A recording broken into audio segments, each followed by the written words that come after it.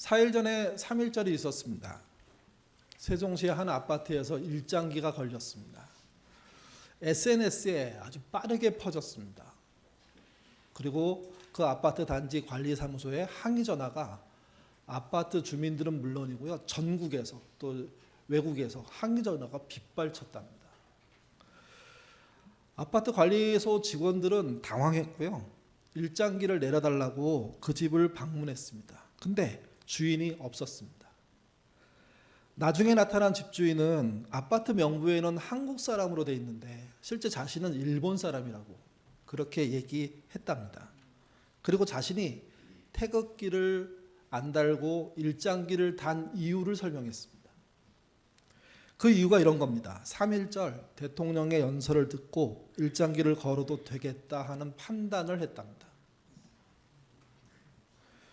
대통령의 말 한마디가 어떤 일을 일으킬 수 있을까? 물론 한 명이고 한 가정이기 때문에 아무것도 아니라고 생각할 수 있고, 또 어떤 곳에서는 실제 그런 일이 벌어졌을 법도 하죠. 근데 이게 SNS라는 것을 타고 퍼지면서 이 문제가 매우 심각한 문제가 된 겁니다. 여러분, 대통령은 국가기념일에 꼭 연설을 하게 돼 있습니다. 이 연설은 대한민국의 과거에 대한 이야기가 들어가야 하고 현재 상황이 들어가야 하고 미래를 비전으로 열어줘야 됩니다. 어떤 대통령의 연설도 이 틀에서 벗어나지 않습니다. 대통령의 연설은 그래서 역사의식이라는 게 중요해집니다.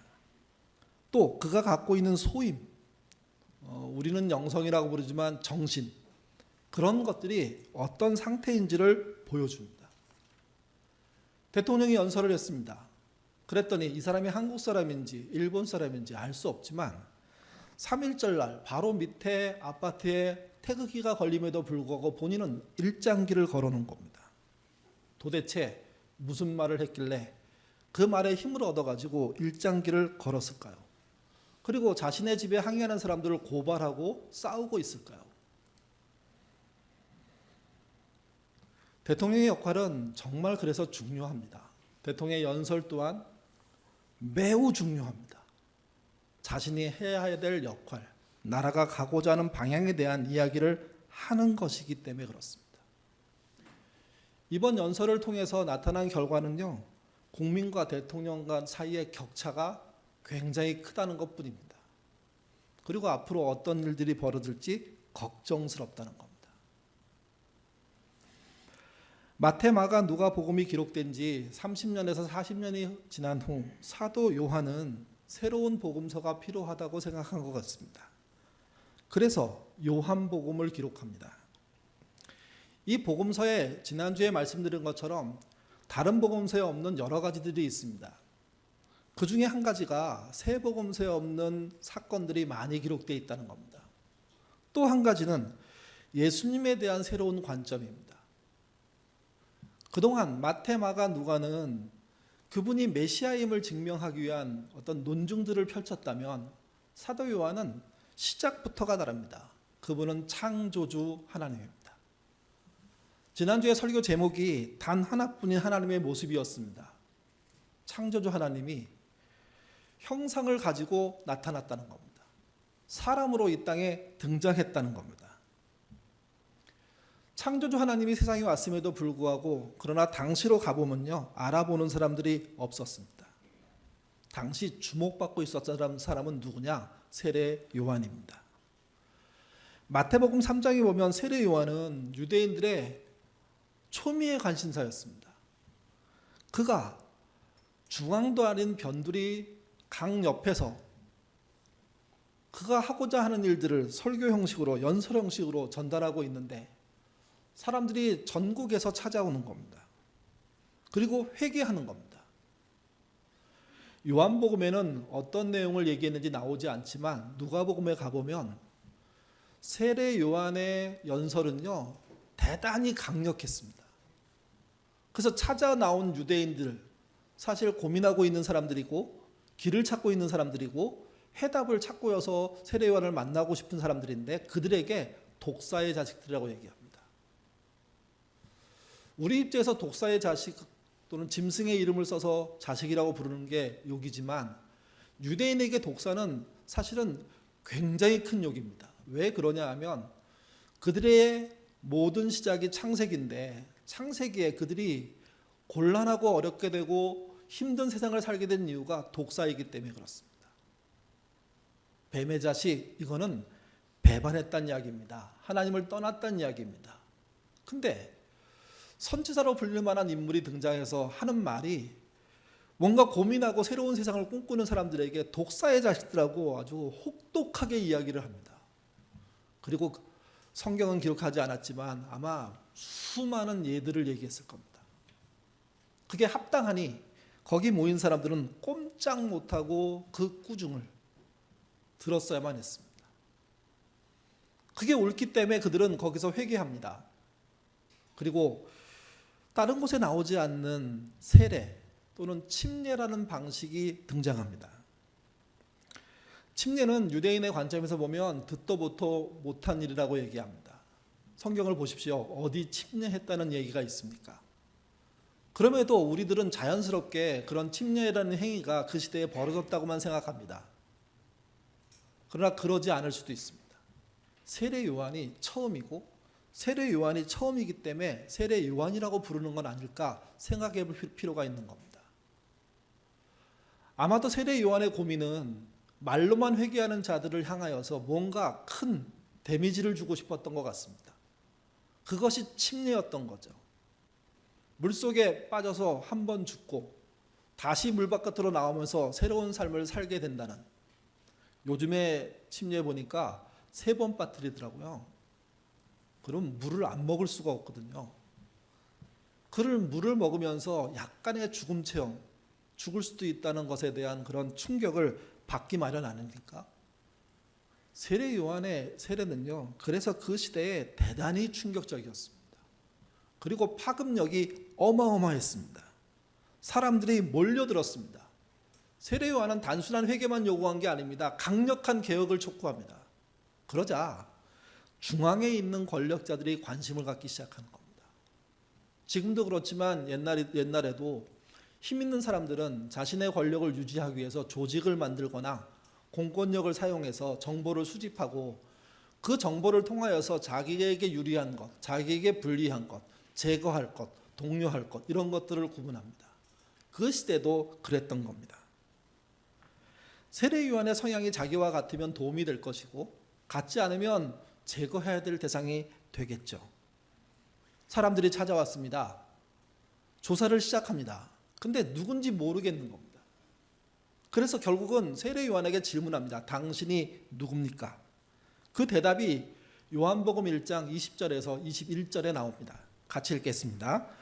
요한이 드러내어 말하고 숨기지 아니하니 드러내어 하는 말이 나는 그리스도가 아니라 한데, 또 묻되 그러면 누구냐? 내가 엘리야냐? 이르되 나는 아니라. 또 묻되 내가 그 선지자냐? 대답하되 아니라. 3번의 질문을 하고 답변을 했다는 이야기는 충분히 질문하고 충분히 답변했다는 말입니다. 가장 그들의 관심은 이거였습니다. 세례 요한이 그리스도, 하나님의 기름 부음을 받아서 온 메시아냐는 겁니다. 명확하게 세례 요한은 아니라고 대답했습니다. 그러자 그들 역사 안에 메시아가 오기 전에 엘리야가 와야 되겠다는 말라기 이야기가 있거든요. 그 말씀에 입각해서 또 질문합니다. 그러면 엘리야냐? 그러자 세례 요한은 또 아니라고 얘기합니다. 성경의 역사를 더 거슬러 올라가면 신명기에 가면 그 선지자라는 표현이 있습니다. 선지자 중에 가장 으뜸인 자가 온다는 거죠. 그 선지자가 당신입니까? 물었더니 또 아니라고 대답합니다. 사람들은 혼란에 빠졌습니다. 이 사람이 메시아일 거라고 생각했거든요. 그게 아니라면 엘리야 정도는 되고 모세를 상징하는 그 선지자는 돼야 된다고 생각했는데 아니라는 겁니다. 그저 그들이 화를 냅니다. 도대체 당신은 누구냐고, 자신을 밝히라고. 그랬더니 그가 그들의 촉구하는 질문을 통해서 답변을 합니다. 23절과 27절입니다. 읽겠습니다. 이르되 나는 선지자 이사야의 말과 같이 주의 길을 곧게 하라고 광야에서 외치는 자의 소리로 가느니 곧 내 뒤에 오시는 그이라 나는 그의 신발끈 풀기를 감당하지도 못하겠노라 하더라. 23절은 세례 요한의 역할에 대한 이야기입니다. 그의 역할이 뭐냐? 광야에 외치는 자의 소리입니다. 왕이 행차할 때 고대 사회에서는 왕보다 먼저 나가서 왕의 행차를 알리는 사람들이 있었고 또 나팔 소리 또는 북소리가 있었습니다. 일정한 리듬으로 일정한 음색으로 또는 우렁찬 목소리로 왕의 진출을 왕이 가는 길을 여는 사람들이 있었던 거죠. 여기 등장한 광야에서 외치는 자의 소리는 이사야의 이야기를 갖다가 하는 말인데 이 이사야의 말은요 포로에서 돌아오는 것을 얘기하는 겁니다. 오랜 기간 동안 포로로 살았던 사람들이 이제 해방이 돼서 고향으로 돌아옵니다. 그때 가장 앞에 누가 서느냐? 외치는 자의 소리가 선다는 거죠.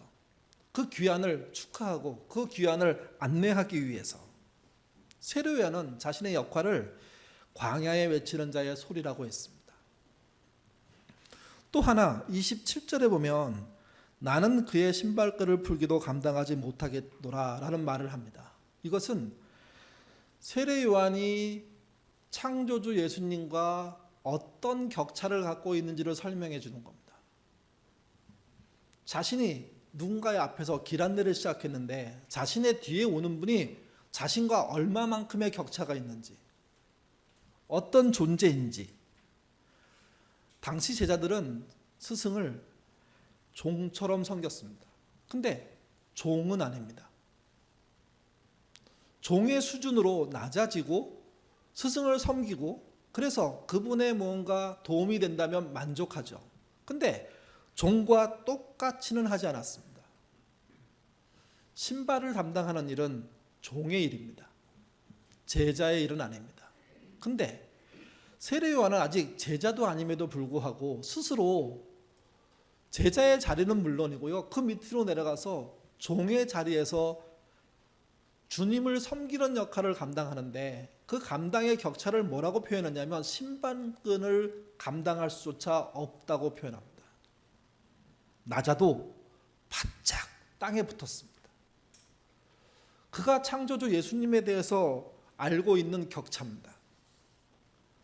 단 하나뿐인 하나님의 모습으로 존재하신 그분의 신발끈을 감당할 수 없다는 이 표현은요, 그의 영성을 보여줍니다. 여러분, 영성이 뭡니까? 하나님을 믿고 거룩한 사람들에게 형성되는 영적인 성품을 말합니다. 이건 감이 아닙니다. 예배드리는 의식의 참여가 아닙니다. 고상한 어떤 기도의 형식이라든지 또는 하늘을 바라보는 어떤 손 높이 들고 그래서 저 사람 기도하는구나 하고 얘기할 수 있는 그런 것이 아닙니다. 영성은 믿는 그분의 말씀에 의해서 자신의 삶이 고쳐지고 있는 겁니다.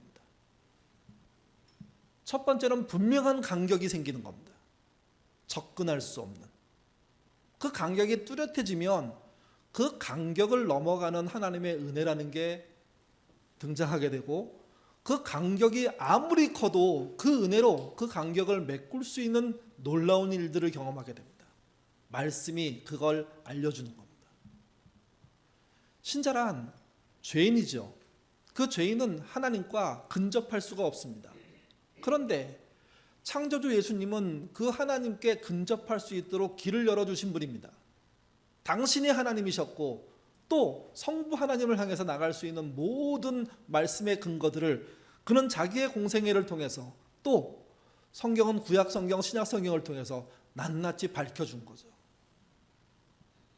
격차가 은혜로 메꿔지면서 그 은혜 속에 살게 된 사람은 자신의 역할이 무엇인지를 고민합니다. 어렵게 이 말을 소명이라고도 하고 어떤 말로 하면 소임이라고도 할 수 있고 또 어떤 경우에는 직업이라고도 할 수 있습니다. 또 직업적으로 뚜렷한 게 표현되지 않지만 그러나 일상에서도 이 간격을 맺고 하는 역할에 대한 이야기들은 충분히 드러나게 되는 겁니다.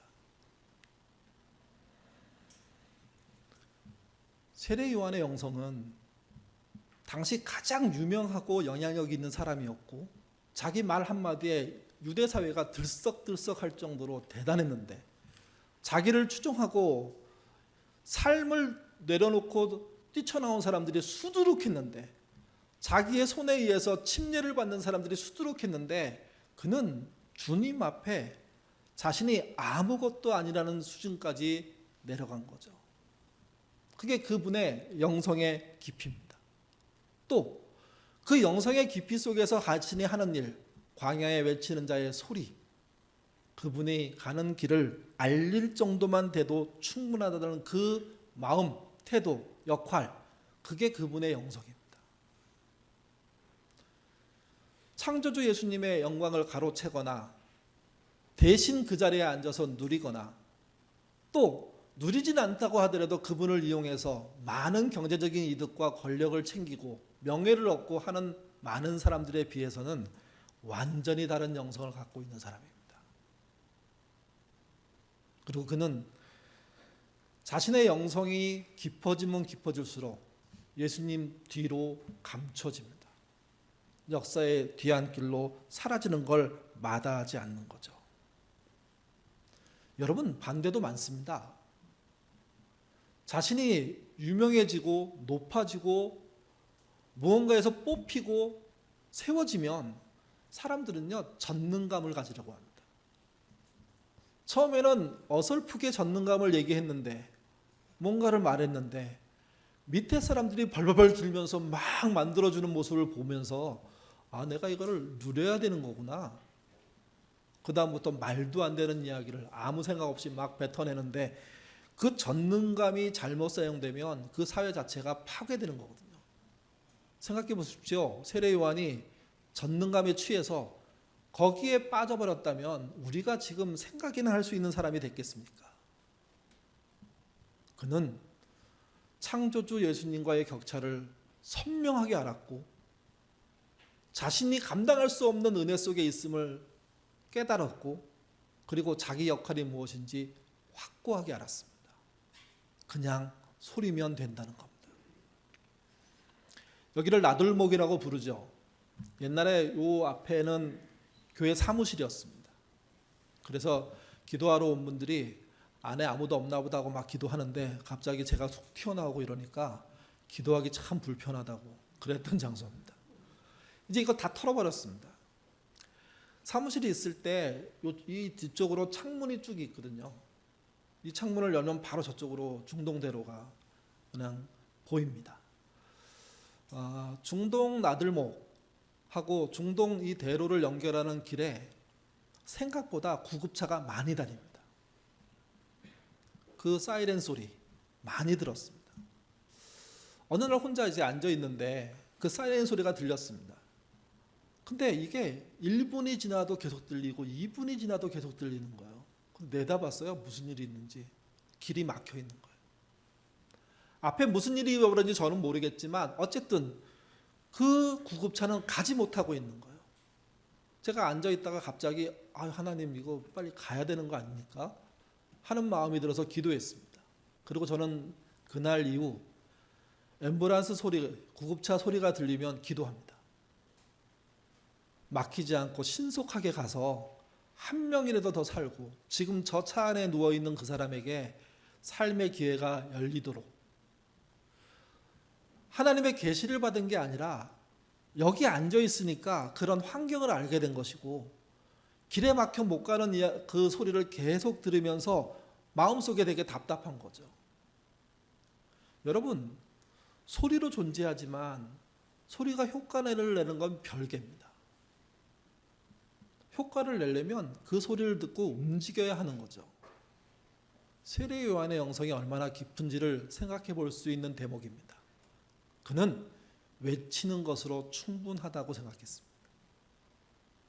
나머지 일들은 또한 하나님의 뜻과 은혜 속에서 다른 역할을 맡은 자들이 수고할 거라고 믿은 겁니다. 그리고 자기 역할을 소임을 다하기 위해서 최선을 다하고 그리고 역사의 뒤편으로 사라지는 것을 마다하지 않은 거죠. 드디어 예수님이 세상에 등장합니다. 공생애가 시작된 겁니다. 앞에서 말씀드렸지만 단 한 명도 알아보지 못했습니다. 근데 세례 요한은 다가오는 예수님을 보는 순간 이분이 나에게 세례받을 분은 아니라는 것을 알았습니다. 그래서 말립니다. 당신이 받을 게 아니라 내가 받아야 될 것 같은데. 그랬더니 예수님은 그분이 주신 뜻을 이루자 하고 침례를 받으십니다. 그리고 난 다음에 그의 존재에 대한 깨달음들이 구체적으로 일어납니다. 세례 요한은 이렇게 이해했습니다. 29절입니다. 읽겠습니다. 이튿날 요한이 예수께서 자기에게 나오심을 보고 이르되 보라 세상 죄를 지고 가는 하나님의 어린 양이로다. 1장 초반에서 창조주 하나님이라고 예수님을 소개한 사도 요한은 세례 요한을 통해서 이번에는 세상 죄를 지고 가는 하나님의 어린 양이라고 예수님을 표현합니다. 간혹 신자들 중에 하나님은 기독교의 하나님, 교회의 하나님이라고 생각하는 분들이 있습니다. 그건 틀린 겁니다. 교회 안에 하나님은 계시지 않습니다. 온 세상에 계십니다. 온 세상 안에 교회가 있는 겁니다. 모든 사람 안에 신자가 있지 않습니까? 하나님은 신자만의 하나님이 아니라 모든 세상 사람들의 하나님이십니다. 그래서 그분이 창조주 예수님으로 이 땅에 오셨을 때 그분의 하는 일을 세례 요한이 설명하면서 세상 죄를 지고 가는이라고 설명한 겁니다. 기독교인들의 죄, 신자들의 죄가 아니라 인류의 죄, 모든 죄를 짊어지신 분이라는 거죠. 또 죄를 지고 간다는 이 표현은, 특별히 지고 간다는 표현은요, 원어의 뜻은 제거한다는 뜻입니다. 그래서 메시지는 이렇게 번역했습니다. 세상 죄를 용서하시는. 결국 없애는 거니까 지고 가는 게 아니라 짊어지고 없애버리는, 용서하시는 그런 이야기를 이 말씀이 포함하고 있다는 거죠. 하나님의 어린 양은 여러분 뭐가 생각나십니까? 어린 양이 생각나겠죠. 어린 양에 대한 이미지는 출애굽할 때로 올라갑니다. 그들이 노예로 살고 있을 때 모세가 찾아왔고 10가지 재앙을 일으키면서 설득했고 마지막 재앙이 장자의 재앙이었습니다. 그때 그 장자의 재앙을 넘어갈 수 있는 길을 열어주죠. 6월절의 어린 양 피입니다. 그 피를 문설주에 바르면 죽음의 영이 넘어가고 바르지 않은 그 집은 들어가서 장자를 죽이는 정말 참혹한 일들이 벌어집니다. 우리는 예수님을 믿고 하나님을 믿는다고 하니까 하나님을 믿는 게 대단히 쉽고 간단하고 즐거운 일이라고 생각하는데 믿는 자에게는 즐거운 일로 표현될 수 있지만 믿지 않는 자에게는 참혹한 일로 표현되는 게 어린 양입니다. 특별히 하나님의 어린 양입니다. 이 표현은 출애굽만 있지 않습니다. 예수님 당시에도 예수님이 하셨던 사역들 안에 곳곳에 나타나는데 대표적인 게 마태복음 3장 11절에서 12절입니다. 이 3장은 오늘 본문 요한복음의 1장하고 같이 읽을 수 있는 장이죠. 그 중에 11절 12절 말씀 같이 읽어보겠습니다. 나는 너로 회개하기 위하여 물로 세례를 베풀거니와 내 뒤에 오시는 이는 나보다 능력이 많으시니 나는 그의 신을 들기도 감당하지 못하겠노라. 그는 성령과 불로 너희에게 세례를 베푸실 것이요 손에 키를 들고 자기의 타작마당을 정하게 하사 괄곡은 곳간에 드리고 쭉정이는 꺼지지 않는 불로 태우시리라. 하나님의 어린 양이야. 그리고 하나님의 어린 양의 피는 가르는 겁니다. 순종하는 쪽과 불순종하는 쪽으로. 결과는 생각보다 심각합니다. 순종하는 자에게는 넘어가도록 참아주는 일이지만, 자비로운 일이지만 순종하지 않는 자에게는 심판의 일입니다. 마태복음 금방 읽은 3장 11절 12절은 타작마당의 비유를 얘기하면서 알곡은 곳간에 드리는 것이고 축적이는 태워버리는 거라고 얘기합니다. 요한복음의 똑같은 사건에 대한 표현을 누가복음은 마태복음은 완전히 다르게 하고 있는 거죠. 그래서 하나님의 어린 양은 우리를 위해서 희생하신 양이긴 동시에 우리를 심판하시는 양입니다. 세상 죄를 지고 가는, 세상 죄를 용서하시는 하나님의 어린 양, 이 표현은 예수님의 사역 전체를 집약적으로 표현하는 말입니다. 구약의 모든 기대를 가지고 오신 그분이 어떤 일을 하실지 여러분 생각해 보세요. 이렇게 어마어마한 권력을 갖고 오는 자의 길잡이라면 세상에서는 그 길잡이가 얼마나 많이 해먹습니까? 얼마나 많이 뻔뻔하게 그 주인처럼 행동합니까? 주인이 더 악랄하고 나쁘면 그 잘못된 일들에서 다 눈 감아주고 그렇지 않습니까? 세례요한은 그렇지 않았습니다. 그의 소리로 존재하는 것만으로도 충분합니다. 그렇다면 하나님의 어린 양은 어떻게 됩니까? 어떤 결론에 이를까요? 요한계시록 17장 14절입니다. 같이 읽겠습니다. 그들이 어린 양과 더불어 싸우려니와 어린 양은 만주의 주시오 만왕의 왕이심으로 그들을 이길 터이요 또 그와 함께 있는 자들 곧 부르심을 받고 택하심을 받은 진실한 자들은 이기리니라. 여기서 등장하는 말이 승리하는 어린 양입니다. 결국 그 어린 양은 모든 패권을 쥐게 됩니다. 이미 쥐었던 패권을 만방에 알리게 됩니다. 그를 상대로 승리할 존재는 단 하나도 세상에 존재하지 않는다는 거죠. 그러기에 세례 요한은 그의 소리로 존재하는 것만으로도 감사했던 것 같습니다. 물론 의문도 있었고 흔들리기도 했고 모든 사람이 겪는 것처럼 어려움에 지치기도 했지만 결국은 그 어려움 중에 참고 그렇게 참다가 형장의 이슬로 사라지게 되죠. 어마어마한 힘을 가졌던 전능감을 가질 수 있는 사람의 모습이라고는요 상상할 수가 없습니다. 그 예수님을 세례 요한은 어떻게 알았을까요?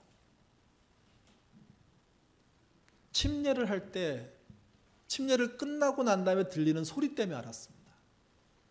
그게 마가복음 1장 7절에 나옵니다. 하늘로부터 소리가 나기를 너는 내 사랑하는 아들이라 내가 너를 기뻐하노라.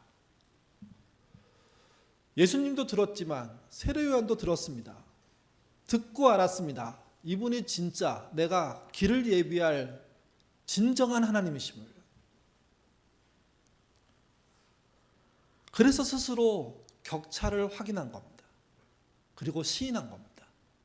그리고 역할을 깨달은 겁니다. 소리로 존재해도 족하다고. 1995년 3월부터 방영된 텔레비전 장수 프로가 있습니다. 진품 명품입니다. 혹시 보신 분들 계십니까? 요즘은 주일날 아침에 하던데요. 가끔 이제 텔레비전을 돌리다 보면 어떤 물건 놓고 막 사람들이 대화하면서 이거 얼마짜리라고 막 얘기하는 건데 저도 그렇게 본 적이 좀 있습니다. 자기 집에 있는 골동품, 소장품을 들고 나옵니다. 이게 소중한 것 같은데 도대체 얼마의 가치가 있는지 모르겠으니까 한번 전문가의 도움을 받아보겠다는 거죠. 그 물품이 나오고 소장자가 설명하고 그리고 거기 참여한 출연진들이 가격을 매기고 그리고 마지막에 감정사가 이 정도 될 거라는 감정가를 알려줍니다. 풍속화처럼 생긴 그림이 하나 나왔습니다. 알고 보니까 그 그림이 김희겸이라는 화가가 그린 조선시대의 초상화였습니다. 여러분 화면에 보시면 그림이 하나 떴죠. 이게 초상화일 수가 있나요? 이 그림의 이제 반전이 이겁니다. 초상화가 아니고 그냥 풍속화 같은 건데, 근데 전문가들은 이게 그 당시에 초상을 그리는 방법 중에 하나였고 이런 작품이 많지 않다는 겁니다. 대부분의 초상화는요 얼굴 하나 톡 가운데 박는 거 아니에요. 아주 세세하게 표현하던 뭐 흐리멍텅하게 표현하던. 근데 여기는 초상화의 주인공이 정자 한 구퉁이에 갓을 쓰고 앉아 있습니다. 나중에 한번 확대해서 보십시오. 생각보다 디테일하게 그렸습니다. 근데 잘생기지는 않았습니다. 이게 초상화니까 야, 예전 거하고 다르잖아. 그래서 가치가 생각보다 높았던 겁니다. 이 감정가가 얼마인 줄 아세요? 다 아세요. 설교 안에 써놨죠. 15억이라고. 15억이랍니다. 15억. 한번 전시회 가가지고요. 이 그림 너무 좋다. 진짜 돈이 있으면 하나 사고 싶다. 그래서 호기심이 생겨서 물었어요. 얼마예요? 그랬더니 1,몇백만 원 얘기하더라고요. 그분은 유명한 분도 아닌데. 그러면서 이제 살 거냐고. 사긴 뭘 사요? 물어본 거지 그냥. 너무 궁금해서 혹시 뭐 몇만 원 하면 살까 했는데 뭐 1,000만 원 넘어가니까 언간근심 돼버린 거죠. 15억이랍니다. 제가 이 말씀을 드리는요, 며칠 있으면 이 그림이 진짜 경매장에 나온답니다. 그래서 이 프로그램을 알고 있거나 이 부분에 관심이 있는 사람들은 진짜 15억 받을까? 더 받을까? 아마도 이렇게 열기가 생기면 더 받을 수도 있겠죠. 그러니까 전문가가 말한 15억에 팔린다면 화제가 될 겁니다. 어떤 개인이 갖고 있었던 풍속화 같은 게 초상화였고 그 초상화 가격이 무려 15억이야. 근데 그게 팔렸어. 다들 뭐 대박 났다고 얘기하겠죠. 근데 이 질문을 좀 바꾸면 많은 생각을 할 수 있게 됩니다. 여러분이라면 15억 가지고 이거 사시겠습니까? 좀 깎아드릴게요. 10억으로. 아니, 너무 비싼가요? 한 8억 정도 괜찮지 않으세요? 사실래요? 여러분, 그림은 15억이 되든 1,000억이든 상관없이 산 사람 거 아닙니까? 사지도 않으면서 그림 가격에 관심 있는 건 그냥 가격에 관심 있는 거예요. 어떤 사람이 사나 이 정도에 관심이 있는 거죠. 근데 그림을 소유하려면 가격을 지불하고 사야 됩니다. 기독교의 영성이 그런 겁니다. 아무 대가도 치르지 않고 어느 날 갑자기 감각적으로 생겨나는 게 아닙니다. 하늘에서 뚝 떨어지는 게 아닙니다. 뚝 떨어진 그분의 은혜를 살펴보면 어마어마한 격차가 느껴져서 벌벌벌 떨 정도로 두려움을 느낄 수밖에 없습니다. 어찌 내게 이런 은혜가 주어지는가? 나는 어떻게 살아야 될까? 성령을 체험한 분들이 막 기뻐 날뛰고 환호하고 막 탄성을 지른다고 얘기하는데, 여러분, 그렇게 임하는 성령도 있지만 사실은요, 무섭게 임하는 성령도 있습니다. 성령을 만나는 그 순간 내 죄가 내 안에서 확인돼 버립니다. 나는 그분께 나갈 수 없는 존재라는 걸 알게 됩니다. 그분이 계신 곳과 내가 있는 위치의 격차가 단순히 거리가 먼 정도가 아니라 하늘로, 땅으로 벌어지기 시작하는데 그 끝과 끝은 보이지가 않습니다. 놀라운 건, 특별히 성령이 역사하는 건 그 간격을 메꾸시는 은혜 또한 주신다는 겁니다. 그 은혜를 체험한 사람들이 그 간격, 격차가 메꿔지는 그 놀라운 현장을 마음속으로 삶으로 체험하면서 이대로 살 수 없지, 내가 뭔가는 해야 되지.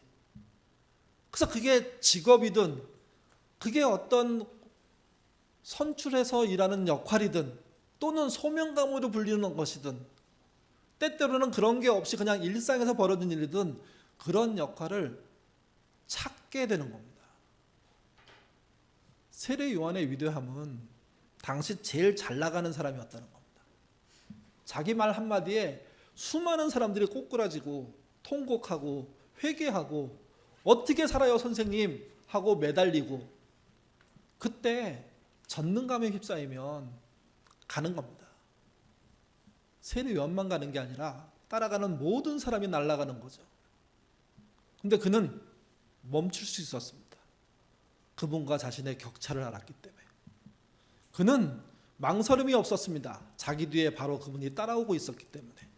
그는 용감했습니다. 소리로 존재해도 괜찮다고 생각했습니다. 그분의 소리로만도 충분히 자기 인생에 의미가 있다고 생각했기 때문에. 그게 세례 요한의 영성입니다. 영성은 하늘로부터 내려오는 것인 동시에 스스로가 만들어가는 거죠. 찾아가는 거죠. 그래서 자기가 깨달은 그 자리를 평생 지키는 겁니다. 사랑스러운 것과 사랑하는 것은 다릅니다. 영성에 관해서 말할 수 있는 것과 영성을 갖는 것은 다릅니다. 그런 의미에서 요한복음 1장 19절에서 34절에 보여진 세례 요한은 신앙인들의 정말 초석과 같은, 표지와 같은 인물입니다. 사랑하는 예인교회 성도 여러분, 여러분은 하나님과 여러분의 격차를 어떻게 느끼셨습니까? 그런 격차를 한 번도 느끼지 않았다면 문제 있습니다. 그 격차가 어떤 은혜로 메꿔지셨습니까? 그 은혜는 그 격차를 채우는 것은 물론이고 그 사람을 살려냅니다. 그 은혜 때문에 여러분들은 어떤 역할을 하겠다고 스스로 다짐하게 되셨습니까? 그 세 가지가 채워질 때 영성 있는 자가 되는 겁니다. 그것이 깊어지셔서 여러분이 돌아가실 때쯤 되면 그 깊이가 말 몇 마디로도 전율처럼 전달되는 신자의 삶이 되셔야 됩니다. 그 길로 걸어가시는 저와 여러분 되시기를 주님의 이름으로 부탁드립니다. 기도하겠습니다. 믿음이라는 것을 너무 우리는 주체적인 생각으로 생각합니다. 그래서 은혜를 보지 못하고 격차를 보지 못합니다. 또 주어진 역할이라는 것을 찾지도 못합니다. 새해를 맞이할 때 새로운 결심조차 하지 못할 때도 얼마나 많은지 모릅니다. 은혜가 큰데, 그 격차를 메꾸는 그 놀라움이 큰데, 그래서 내가 할 법한 일들이 우리 눈에 존재하는데 하지 못합니다. 무슨 큰 일을 하자는 게 아닙니다.